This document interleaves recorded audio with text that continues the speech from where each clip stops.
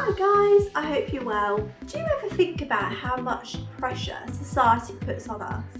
Do you know, I feel terrible today. I get like this maybe once or twice a year. I just feel really run down, and I know it's just because I've probably had like a crazy few months, just like we all have actually. And on top of that, I put myself under so much pressure. I have high expectations of myself. I want to be a good mum, and then I feel like I need to live up to the expectation of being that mum that's the best at homeschooling and not letting her kids down, and spending quality time with my kids as well, which in fact I want to do that too, and making sure that I find really inspiring things for them to do and learn. And then I want to be a really good wife to my husband, so I try and make sure that I do all that I can to make Carl happy, and I'm always smiley and positive. I try to be the best employee, and I'm trying to be the striving businesswoman, and self-employment's not easy. I mean, this week alone I don't know how many hours I've spent tweaking my website, and that's on top of everything that we have to do, plus work, plus life. Like, you just sometimes have to squeeze these other things in. I always work to a to-do list, and sometimes a to-do list can be quite demotivating, because I know that there's a lot of times where I don't get everything done that's on my to-do list, but then also I feel like I have to justify why I haven't done some of those things. So then I'm like, I'll add on, there was an accident with the dogs and I needed to clean this room. And I don't know why, because it's my to-do list. Nobody sees that to-do list except for me, but I feel like I need to write on that to-do list what else I've done that's quite significant to make up for what I haven't done. And it's a really demotivating thing, and I don't want to feel like that anymore. So today I tried something different.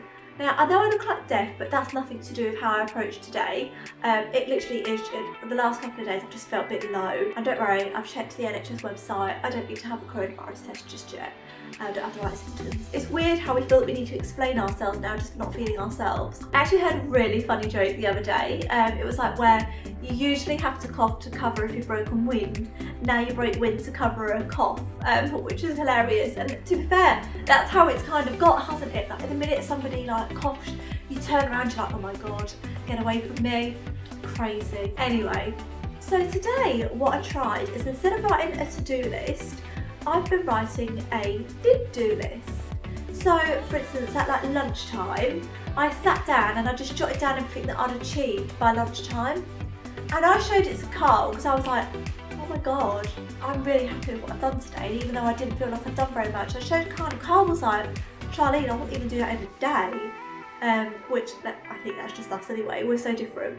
But I just thought, do you know what, that was really, really empowering, and I felt really like, go girl, you've done this, you've done great today. And I've done it again, I did it at dinner time.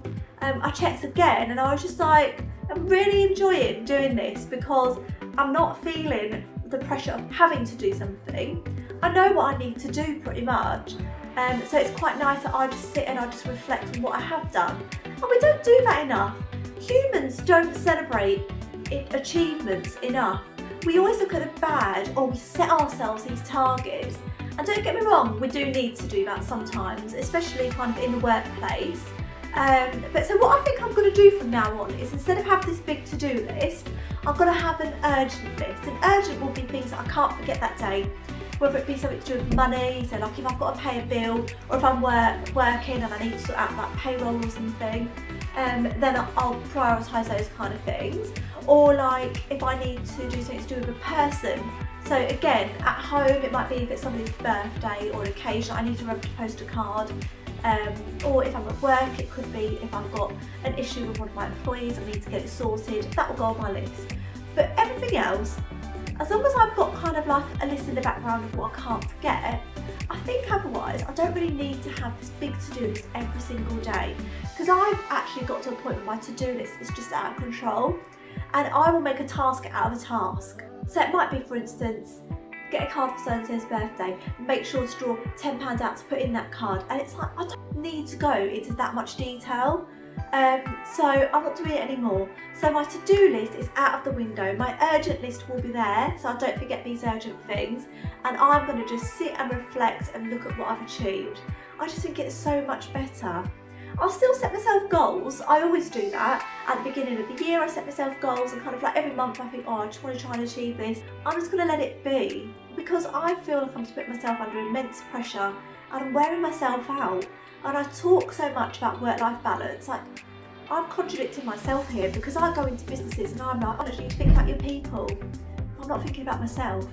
So today is the start of a new me. Don't know how long for, but I don't want to feel like this. I want to feel good and I want to be really proud of the things that I'm doing.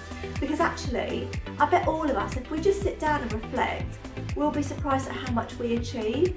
We are rocking this, whether we're mums, whether we're parents, whether we're children that are doing good things, whether we're good friends, whether we're excellent at work, we're doing this and we need to stop putting ourselves under so much pressure to do more than we're already doing. What I am going to do is I'm going to start a series of these types of videos because I feel like it's quite motivational. And actually, for my career, I do quite a lot of this kind of thing. So I thought, you know what, I might be able to help people. So I'm going to start a series of videos about helping mums organise their lives. I'm not going to sound the most organised because I'm absolutely not. In fact, organisation is definitely my weakest area, which is why I use a lot of tools to help me. So what I'll do is I'll share what some of these techniques are, and who knows, it might help you, it might not. But it's worth a try, isn't it? So anyway, like I said, that's my thought of today. Hopefully I'm going to feel better soon and it'll be a result of me not putting myself under so much pressure. And let's just hope that I'm not going to let the ball drop because now I'm not putting myself under that pressure to do it. So I'll monitor it and I'll see how I'm getting on. Give it a try and see what it's like for you. So like I say, scrap the to-do list and start the didn't-do list.